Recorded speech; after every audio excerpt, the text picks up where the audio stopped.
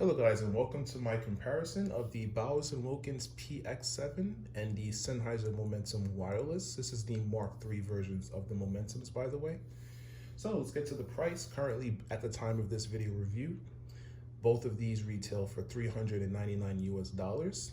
The Bowers & Wilkins currently isn't available for sale yet. They should be available on the 14th of this month, or if you're watching this review past that, you can pretty much disregard that. So let's get to the design.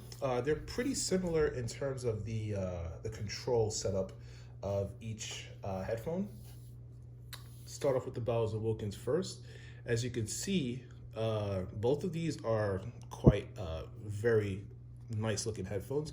The PX7, the redesign here is primarily in the kind of like the structural design in terms of what the arms are using, as well as the headband internals. This is now a carbon fiber material, so it's actually pretty durable still, as with a lot of Bowers & Wilkins headphones, but this is a much lighter headphone.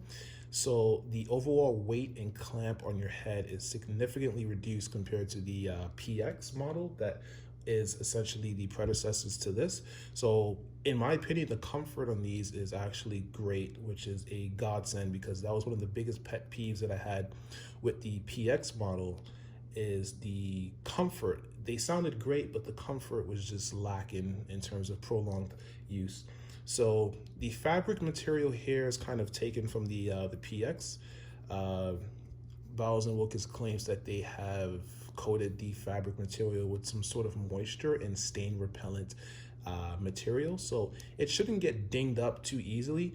And according to the manual, you can clean this material with a microfiber cloth that has been slightly damped with water. So the ear pads is I believe this is authentic leather. I'm not too sure. Let me give it the smell test.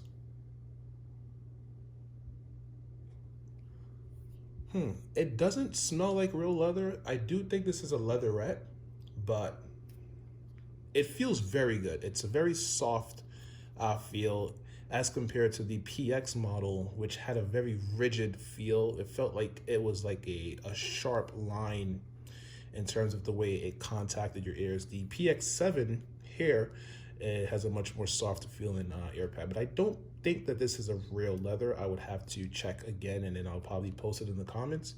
The headband here has the same material as the ear cups, but overall, in terms of the design and the comfort, it's pretty good. The controls here is pretty streamlined. The top here, you have your power toggle. So if you keep this all the way down, it'll power off the headphones. When you push it up into the middle, the headphones will power on. And when you press and hold and leave it for 5 seconds, it'll send the headphones into a Bluetooth pairing mode. And the cool thing about this is they do support 2-device connectivity, as well as the Sennheisers over there. But another cool feature that I found out about these is that if you have a device connected that you don't want to have connected, suppose you have your iPhone and you have your MacBook connected, but your MacBook is in your work bag. You don't feel like going in your work bag to disconnect it because the headphones may try to summon Siri from the MacBook or something of that nature. If you basically push the switch in quick succession like this, like that, it'll disconnect the headphones from the source. So you don't have to go to your MacBook and disconnect, or you can actually go into the companion app for this headphone, and it'll show you the connections, and you can disconnect this, sort of like how the Bose has it set up. Very convenient. I really like that. So these 3 buttons here, volume up is the top one. You have your multi-function button here, play, pause, answer, hang up phone calls. You can switch between calls for holds and stuff like that. Then you have your volume down. If you press and hold this when you are not on a call, it'll summon your voice assistant. And down here you have the beloved USB-C charging port. The charging on this is actually really nice. You get about 5 hours within about 10 minutes of a charge. I'll get more into that a bit later. Then you have your analog input for wired listening. You can also use the USB-C for digital input, and the headphones will act as a USB DAC, as well as the Sennheiser that also has that feature. This button over here is your noise canceling button. It switches between the noise canceling modes that this headphone has, which is low, auto, and auto essentially monitors your environment and then sets the noise canceling to basically better fit that environment. So if you're in a loud environment, like say an airplane cabin, it'll set the noise canceling to max. And if you're just basically sitting and lounging in your office and the office environment is pretty quiet, it'll set the noise canceling to low automatically. If you press and hold this button for about 2 seconds, it'll activate the ambient aware.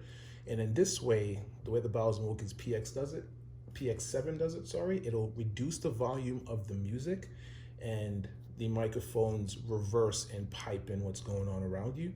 So you can be able to hold a conversation with someone temporarily, as well as be able to hear any announcements such as like being on a train or if you're on a bus or something of that nature. So the Sennheisers over here, it's pretty similar control setup. So the actual constructions of the Sennheisers is also really nicely built, nice and durable. I do know that this is an authentic leather. This is sheepskin leather. Definitely feels like it, definitely smells like it as well. The headband as well carries the same authentic leather design, as you can see here. This does have exposed wiring. Some people may not like that look, or may not be as, what's the word I'm looking for? May not feel as good as having a headphone that's $400 with exposed wiring, but this wiring does feel very durable. It's very thick. It doesn't feel like it'll snap easily. The headband is a stainless steel, as you can see here. The weight of this does feel heavier than the Bowers & Wilkins PX7 as a result. This is using metal as opposed to carbon fiber. The ear cups here is a plastic, a nicely built plastic, so to speak. Now the controls here, basically this switch up here is your active noise canceling control. When you press it up and hold it like that, it will turn off the active noise canceling. If you keep it in the middle position, it'll activate the active noise canceling that has been set in the application for this headphone. So there's 3 different modes. You have its maximum, which is, as it implies, the maximum level of noise cancellation that this can provide. Then you have a anti-wind, so to speak, so it'll reduce the noise canceling in certain frequencies to kind of like lower the intensity and mitigate the amount of wind noise that you'll get in your music, because the microphones are picking it up. So if you're in a windy environment, it's pretty good to activate that because you'll get less wind noise interrupting your music experience. And then lastly, you have a anti-pressure, which is supposed to reduce the amount of cabin pressure felt by the active noise canceling. So that's pretty much the lowest amount of intensity. The button controls here is pretty similar to the Bowers & Wilkins PX7. The top button here is for volume up. Then you have the multifunction button over here, volume down. Cool thing here, you do have a dedicated voice assistant button. This headphone now has support for Amazon Alexa, so you have Google Assistant, Siri, Amazon Alexa, and if you're using a Samsung device, you can set that as your default Bixby. And essentially this has support for all the voice assistants. And then you have your USB-C input here and analog input over here. So that's about that for the design. In summary, both of these are well-built headphones, and they both look very, very nice, very premium styling. Now, just to rehash the comfort, I would give the comfort here to the Bowers & Wilkins PX7 because of the lighter weight and the materials chosen. It's a carbon fiber as opposed to the stainless steel on the Sennheisers. But the Sennheiser's ear cups are pretty massive, as you can see here. So your ears are going to definitely fit in, and they do feel nice and plush. It's a very very comfortable feeling headphone, but I do give the slight edge to the Bowers and Wilkins because of the lighter design. Now, let's talk about the active noise cancellation performance. Both of these, I would kind of like grade them as a grade B. I would give the grade A ratings to the Sony WH-1000XM3 and the Bose noise canceling 700s, as well as the Bose Quiet Comfort 35 Mark IIs. Those block out a excellent amount of noise, especially when you're commuting on the bus, a train, or you're on an airplane. Those are godsend in terms of their noise canceling. These, on the other hand, these block out a substantial amount of noise. You're definitely going to be able to enjoy your music in loud environments, but they just don't block out as much noise as the Sonys and the Bose. The quality of the noise canceling is essentially as good as the best. There's no hiss that I can detect that can ruin the dynamic range of your music. And the overall sense of cabin pressure on both of these, to my ears, is pretty non-existent. I don't feel like I'm in a vacuum when I activate them. So they do a good job in terms of the implementation of the active noise canceling, as well as the effect that they have on the music quality. I don't detect that they deter or reduce the level of quality to the music when the active noise canceling is flipped on, as opposed to it flipped off. The music quality is relatively the same to my ears, so that's also a great plus. But the overall effectiveness and the intensity of the active noise canceling is not as good as the top offerings from Sony or Bose. Now let's talk about battery life, which is a very important aspect to your headphones. Since you're taking these out, you're traveling with them, and the rated battery life for the Bowers and Wilkins PX7 is up to 30 hours with noise canceling enabled, and the Sennheisers is up to about 17 hours. So right off the bat, the battery the battery goes to the Bowers and Wilkins here. In my usage, I can deal with the 17 hours of battery life on the Sennheisers because I literally go back and forth between my office and my house, and I use these, of course, between the commute. And essentially, when I'm at my office or when I'm at my house, I'm always nearby a USB-C charger, so I can always top these up and make sure they're pretty much at their maximum battery capacity or pretty much quite close to it. But if you are someone who goes on long, flights, or isn't near power sources often, or just doesn't like to charge their headphones that much, you don't want to have to remember to charge your headphones, the Bowers and Wilkins PX7 would be the better option in terms of its battery longevity at 30 hours. But for me, I can definitely deal with the 17 hours of the Sennheiser Momentum Wireless. Now, the quick charge feature on the Bowers and Wilkins PX7 is rated at 15 minutes for 5 hours of playback. So if you plug this into a USB-C source, in about 15 minutes, you have 5 hours of use, which is excellent because that'll probably last you for another 2 days of casual listening if you're not listening heavily. It could probably last you a whole flight if you're at the airport and you juice this up real quickly. It's a really good feature. The Momentum's quick charge, I'm not even sure if they have a quick charge feature, but the battery definitely just goes to the Bowers and Wilkins in terms of the longevity, the quick charge, and the things of that nature, basically. Both of these headphones, like I stated before, do support a USB digital to analog converter feature, so you can plug these into a computer, or you can plug this into your phone or your tablet if it supports USB-C, and it will receive the digital audio from that source and use its built-in digital to analog converter to play the music that way. So this will provide digital wired listening as well as charging the headphones simultaneously. So the Bluetooth functionality of these headphones, both of these headphones support Bluetooth 5.0. So this will give you much wider data throughput as well as better range and stability. Personally, I haven't found any issues with these. I've walked around with these in the city, in New York City. Um, no dropouts, no stuttering, no anything of that nature. The range on these is pretty good. I can easily walk away from my desk at a decent range, probably like about, I'd say 50 feet or so, and still maintain a clean signal to the source with no audio cutouts and stuff of that nature.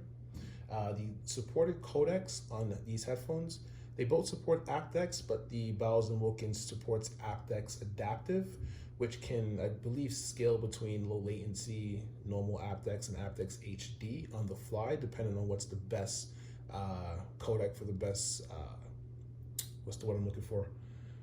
The best environmental, I guess, makeup. If it's like a lot of interference going on, I guess it'll drop it down to normal aptX. If there's no interference and it's quite close to the source, I guess it'll scale it up to aptX HD. Dropping it down to aptX, I wouldn't say dropping it down, but switching over to aptX low latency, I'm not sure how that'll work. I guess if it detects a video or something, or if you're playing a game and your source supports aptX low latency, then you should get relatively no latency between what happens on the screen and what you hear through the headphones. This also supports AAC as well as the standard SBC codec. The Sennheisers support aptX low latency, but it does not support aptX HD. It does support AAC as well as the standard SBC codec. So you're pretty much set here with both of these headphones in terms of high quality codecs. AAC is great for Apple devices, while aptX will be great for Android devices. So you're going to get a relatively clean and high data throughput in terms of the Bluetooth connectivity with both of these headphones to your sources. Now, unique features I go over, they both have wear sensors where the headphones can detect whether or not they're on your head, and it'll play and pause the music accordingly. The Bowers and Wilkins PX will actually turn themselves off if they don't detect anything wearing them. If you have the wear sensor feature turned on, the Sennheisers will just play and pause the music. They will not turn on. You have to actually flick this whole mechanism this way and fold them in. As you can see, this is how you have to orient the Sennheiser for them to power down. And when you pull them out like that, you can hear us say power on, and that's how it powers on. The wear sensors do not have any control over the power mechanism of the Sennheiser Momentums. They do pretty much have the standard wireless headphone features of 2019. You have your ambient aware on both of them. Active noise canceling, of course. The Sennheisers does one up the Bowers and Wilkins with a dedicated voice assistant button. With the Bowers and Wilkins, you have to press and hold the multi-function button. They both support USB-C, USB-C DAC. So the feature set on these is relatively on par with each other. I'm trying to think if there's anything else that really stands out between each headphone. I'll probably just go over the case while we're here.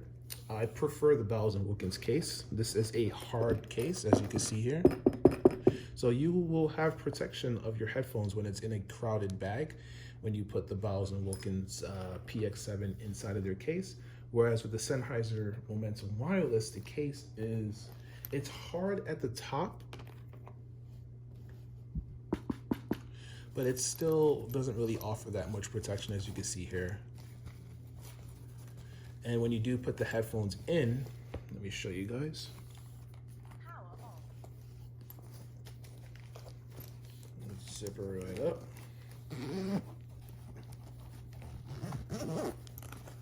It is a bigger footprint than the Bowers and Wilkins case. So it's nearly twice the thickness. So you do have to take that into consideration. You're going to need a rather large amount of space in your bag to house the Sennheiser Momentums while they're stored away in their case compared to the Bowers and Wilkins. So in terms of case, I would definitely give the nod to the Bowers and Wilkins over the Sennheisers. Now let's go over the call quality, which is another important aspect. The Sennheisers has a this kind of like it basically, when you get a call with the Sennheisers, the person on the other end kind of sounds like they're in the room with you, because the way the I guess is doing some kind of equalization or some kind of phase manipulation, but the the calls on the Sennheisers are actually really good. The mic pickup is really good as well. I don't really have much issues with callers saying that they can't hear me when I'm in noisy environments. It's not as good as the Bose noise canceling 700 in that regard, but it's a very good performer for voice calls. The Bowers and Wilkins PX7 is good. It doesn't separate your voice from the environment as well as the Sennheisers, and of course not as well as the Bose, but it is acceptable. You can definitely hold a call with these. And this is in noisy environments. In moderately loud environments or in a quiet environment, both of these headphones are going to perform excellently, because there's not much that it has to do to separate your voice from any background noises. So call quality goes to the Sennheisers. I like the way it kind of produces the audio for the callers, where it makes it sound like they're in the room with you. It kind of has this kind of soundstage effect to it, whereas with the Bowers and Wilkins, the callers sound like a normal caller as they're speaking to you.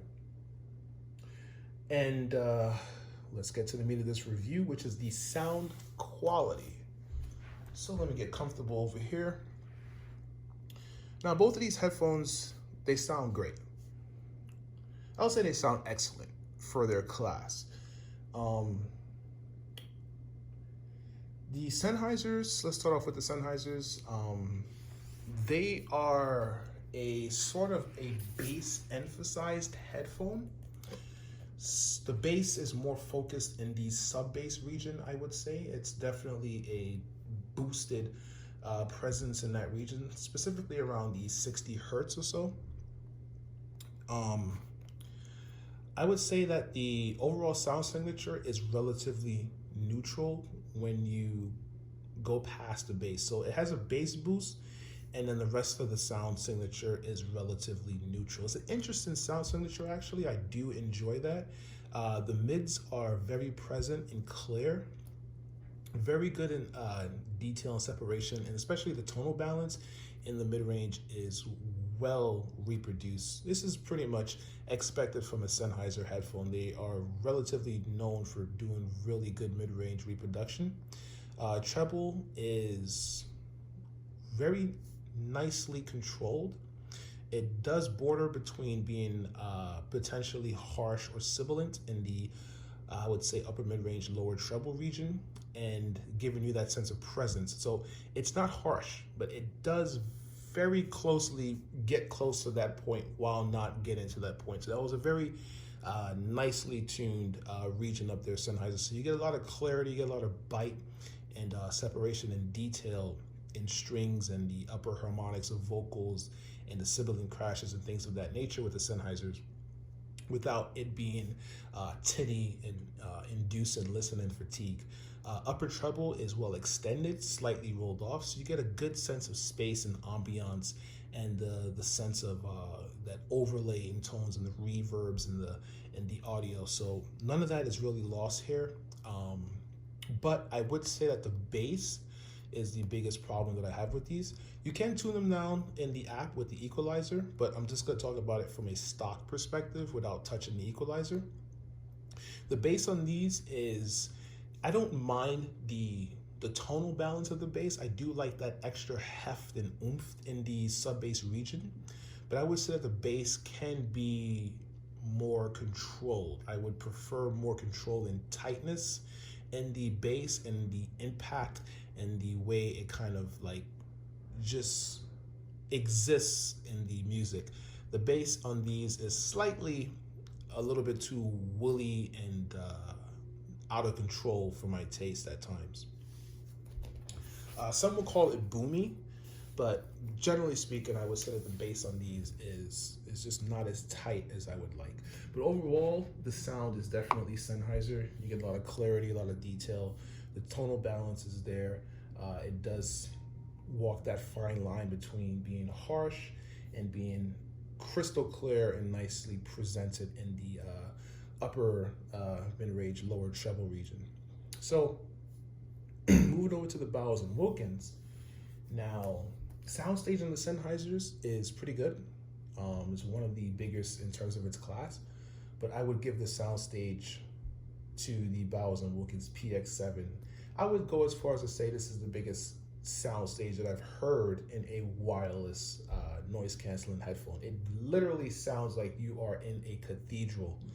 It's wide open, very good separation, very good sense of depth and the forward projection of the music coming towards you, very good sense of width, and tonal balance wise, this is also a masterfully tuned headphone.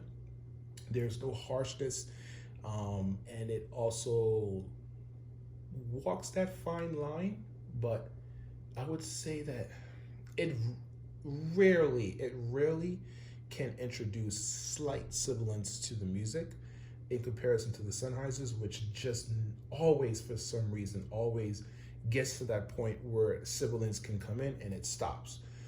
Whereas with this, occasionally it can get past that and introduce some slight sibilance. However, I don't really get much listener fatigue with the Bowers and Wilkins because overall the tonal balance is kind of warm. It's not as warm as the Sennheiser, especially in the bass region. Mid-range tonality with the Bowers and Wilkins is very well done. It's smooth and it has a sort of a I would say it's sort of a presence boost in the mid-range, the upper mid-range here kind of allows the vocals to kind of come forth in the mix, but it's not overly done. But like I said, this can introduce some sibilance at times, but it's, like I said, occasional. Lower mid-range on this is pretty neutral. It's actually not I wouldn't say overemphasized. It's not boosted like the Momentums are slightly. The lower mid-range on the Bowers and Wilkins is relatively neutral.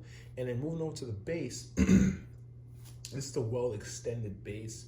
I would say there is a slight emphasis, but the emphasis on the Bowers and Wilkins is more in the mid-bass region as opposed to the sub-bass of the Momentums. So this has more punch and impact when the bass notes hit. The sub-bass on this slowly kind of rolls off, but it doesn't roll off past the neutral line. It's just less emphasized in the mid bass, but it's still well extended. It reaches down low. You hear all those sub bass rumbles, and the depth to the music definitely comes through very well in the Bowers and Wilkins. But the main thing that I want to mention with the Bowers and Wilkins in its bass is the level of control is splendid. This is a very tight, fast, just rock solid bass presentation that you're going to get from the Bowers and Wilkins PX7.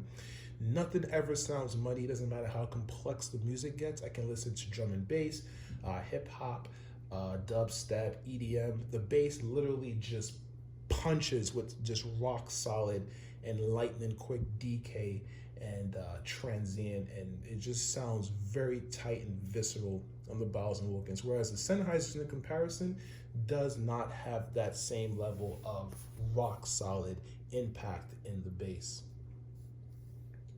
So overall, I mean, it's kind of like a tough call here between the two. I do love the way both of these sound, but if I had to choose a winner here in terms of the sound quality, I would probably go with the Bowers and Wilkins because of that tight controlled bass. Even after EQing the Sennheisers within the application, I wasn't able to quite match the level of bass control and the sound stage that the Bowers and Wilkins has to offer. But I do think I prefer the mid-range slightly with the Sennheisers because of the way they march that fine line between the sibilance and the bringing in that presence and clarity. So I do prefer the mid-range on the Sennheisers a bit, but overall I would definitely go with the Bowers and Wilkins in my opinion in terms of the sound quality. So in conclusion, both of these headphones are great, but the Bowers and Wilkins I would say is a better overall pick. In my opinion, it sounds better primarily in the sound stage and the bass control, as well as it has a longer battery life. It's more comfortable in my opinion.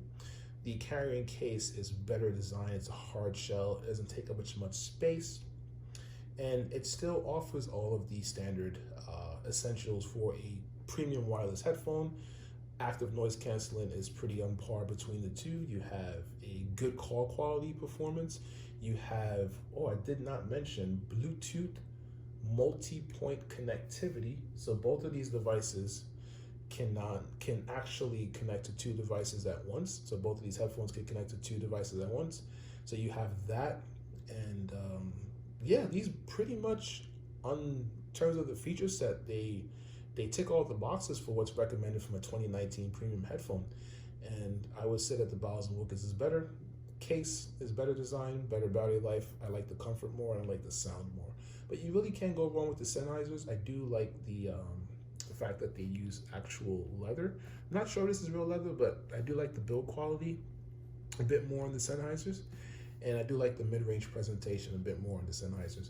But this has been my comparison of the Bowers & Wilkins PX7 and the Sennheiser Momentum Wireless Mark IIIs. And if I have not covered anything, please let me know in the comments down below, and I'll try to answer them to the best of my ability.